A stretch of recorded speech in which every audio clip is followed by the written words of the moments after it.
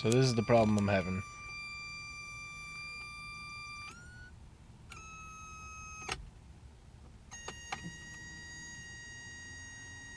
You can hear it, fuel pump just came on, but nothing.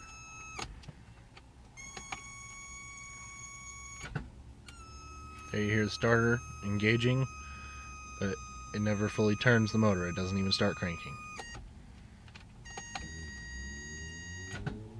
Same thing.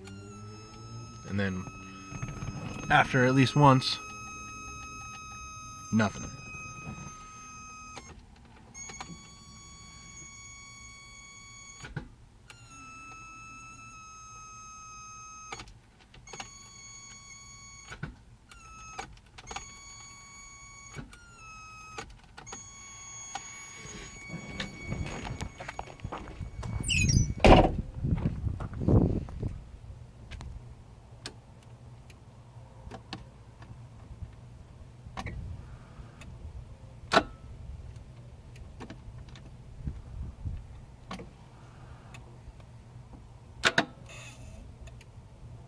That sound you just heard was the starter, and these are the sounds I'm getting from the relay.